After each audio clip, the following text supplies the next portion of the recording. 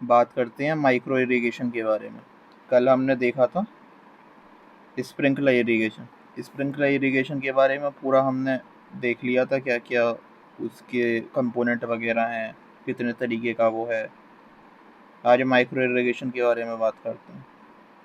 Micro irrigation का देखो मतलब ही क्या है कि स्मॉल क्वांटिटी में वाटर जो है डायरेक्टली प्लांट का जो रूट जोन है वहाँ पर अप्लाई करा जाएगा, या तो ड्रॉप की फॉर्म में, या टाइनी स्ट्रीम की फॉर्म में, या मिनिएचर स्प्रे की फॉर्म में, एमीटर और एप्लीकेटर के जरिए, जिससे धीरे धीरे करके पानी निकलता रहता है। कई तरीके के होते हैं, जैसे सरफेस ड्रिप इरिगेशन है, सब सरफेस ड्रिप इरिगेशन है, बबलर इरिगेशन है, जेट सिस्टम है। काफ़ी अलग अलग तरीके का होता है ये।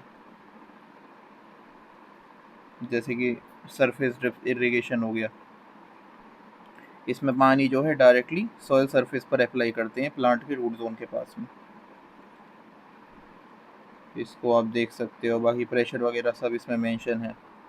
जैसे कि सरफेस ड्रिप इरिगेशन में जो होल है जहाँ से पानी आपका निकलेगा, जनरली 2 गैलन पर आवर के हिसाब से निकलता है।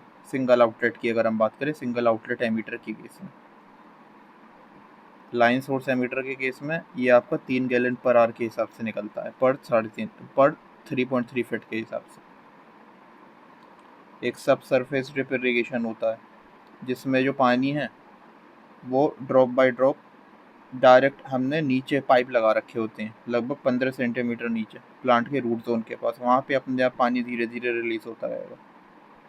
पानी का एप्लीकेशन डायरेक्टली सॉइल सरफेस के नीचे हो रहा है एमीटर वगैरह के ज़रिए। और जो सरफेस ड्रिप के केस में डिस्चार्ज रेट है, लगभग उतना ही यहाँ पे भी होता है। अब यहाँ पे इसके कुछ एडवांटेजेस दे रखे हैं, वो आप एक एक करके पढ़ सकते हो। ये पूरी बुक का टेक्स्ट है डिटेल में। जैसे कि 15 सेंटीमीटर की गहराई में सब सरफेस जो ड्रिप इरिगेशन सिस्टम है वो लगाया जाता है, ध्यान रखना। इरिगेशन एफिशिएंसी अच्छी है, स्प्रिंकलर से ज़्यादा एफिशिएंट होता है माइक्रो इरिगेशन, ये ध्यान रखना। प्रैक्टिकेबिलिटी ज़्यादा बेहतर है। इसके अलावा जैसे एक ये बबलर इरिगेशन भी होता है। इसके अलावा आपका मिस्ट आता है, माइक्रो स्प्रिंकलर आता है। ये मिस्ट है, ये आपको पॉली हाउस वगैरह में देखने को मिलेगा। यहाँ पे माइक्रो इरिगेशन के एडवांटेजेस दे रखे हैं, जैसे कि वाटर कंजर्वेशन आपको देखने को मिलेगा। इसके अलावा आपकी लागत बच रही है, पानी की सेविंग हो रही है ना। इसके अलावा जो है सैलाइन वाटर का यहाँ पे, अच्छा यहाँ पे ये याद रखना, बाकायदा फ़िल्टर वगैरह प्रॉपर्ली यहाँ पे लगे रहते हैं। ऐसा नहीं है कि नॉर्मली आप सोचो कि मैं डायरेक्ट पंप लगा के नल से जोड़ दूंगा तो काम हो जाएगा, ये नहीं होगा, ये आपको ध्यान रखना है। इसके रिलेटेड कुछ इंपॉर्टेंट डिसएडवांटेजेस भी हैं, जैसे कि थोड़ी लागत यहाँ पे ज़्यादा आएगी। तो पूरी किट जब आप माइक्रो इरिगेशन की लगवाओगे अपने फील्ड में, ये क्लॉगिंग की प्रॉब्लम यहाँ पे हो सकती है, इसलिए लगातार इसकी सर्विस भी करवानी पड़ती है। सॉल्ट उसमें इकट्ठा हो सकता है ना। इसके अलावा चूहे वगैरह हो सकता है पाइपलाइन को काट दे, तो दिक्कत बढ़ सकती है। तो ये है। बाकी यहाँ पे डिटेल में देख सकते हो एक एक चीज़। बेनिफिट तो इसके कई सारे ही हैं। वाटर कंजर्वेशन है, प्लांट का रिस्पॉन्स भी अच्छा देखने को मिलता है, क्रॉप मैनेजमेंट बेहतर बनता है, वाटर का वेस्टेज नहीं है। आप वेस्ट, सैलाइन और रिसाइकल्ड वाटर का यहाँ पे इस्तेमाल कर सकते हो, क्योंकि फिल्ट्रेशन सिस्टम आपके यहाँ पे लगे हुए होते हैं। और ये सबसे बड़ा तो डिसएडवांटेज यही है, इसमें खर्चा बहुत ज़्यादा आ जाता है, और एक चूहे वगैरह की भी प्रॉब्लम हो सकती है अगर आपके खेत में रोडेंट वगैरह की प्रॉब्लम है तो। अगर इसके कंपोनेंट्स वगैरह की बात करोगे तो इसमें एक तो कंट्रोल यूनिट बनाई जाती है, कंट्रोल हेड जिसे बोलते हैं। फिर एक आपकी मेन लाइन आती है, मेन लाइन से जुड़ी हुई सब मेन होती है, सब मेन लाइन। पहले मेन लाइन आएगी जो डायरेक्टली पंप से जुड़ी हुई है, उसके बाद में आएगी उससे जुड़ी हुई सब मेन लाइन। फिर उससे आपका या तो मैनीफोल्ड लगा हुआ होगा या फिर लेटरल लगे हुए होंगे। तो ये पूरा यहाँ पे डायग्राम बना रखा है। जैसे कि ये हो गया पूरा का पूरा कंट्रोल सिस्टम इसका। यहाँ से पानी सीधे मेन लाइन में आएगा, जो कि ये पूरी मेन लाइन है। ये मेन लाइन फिर सीधे सब मेन लाइन से जुड़ी हुई है।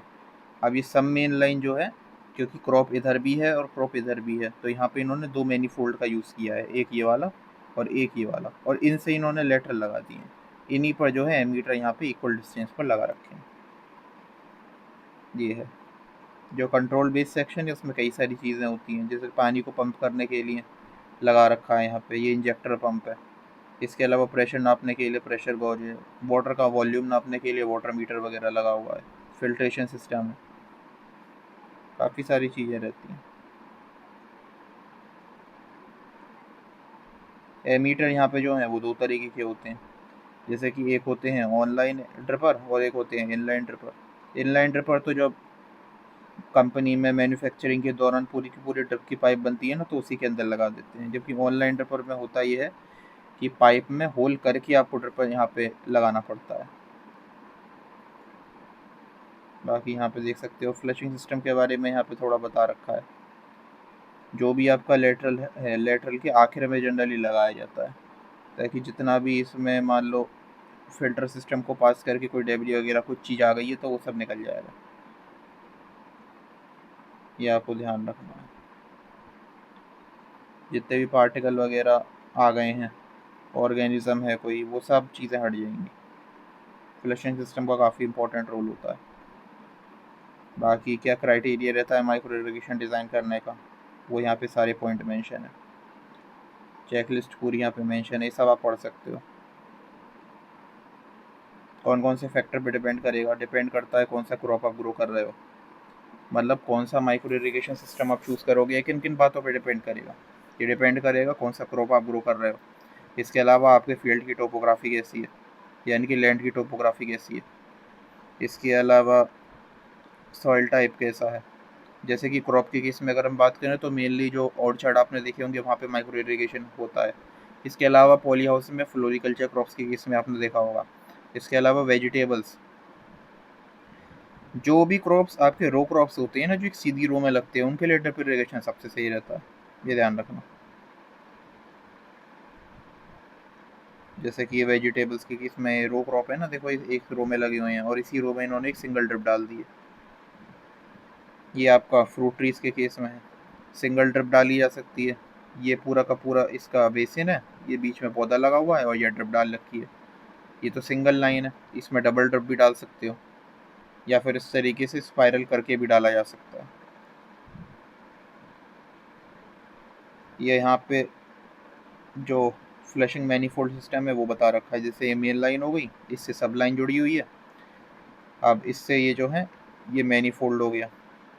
अब इस मैनीफोल्ड से लेटरल जुड़ा हुआ है और ये भी मैनीफोल्ड है, इसके आखिर में वॉल लगा रखा है।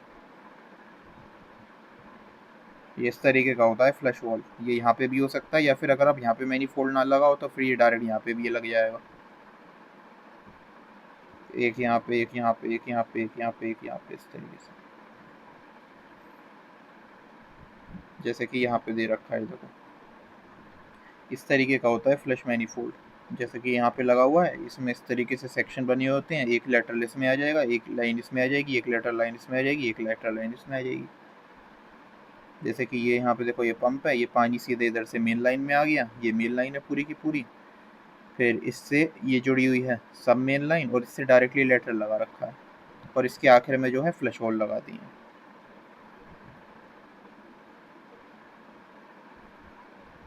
ये आप देख सकते हो पूरा,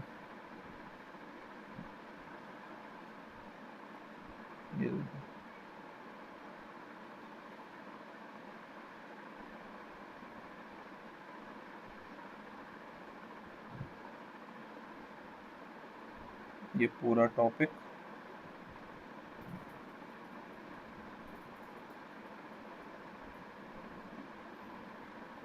पूरा आप पढ़ सकते हो आराम से बैठ के। बहुत इंपॉर्टेंट टॉपिक है माइक्रो इरिगेशन, स्पेशली अगर आप एमएससी पॉइंट ऑफ व्यू से देखोगे तो। वैसे भी इम्पोर्टेंट है अगर आप फार्मिंग वगैरह में कर जाओ तो।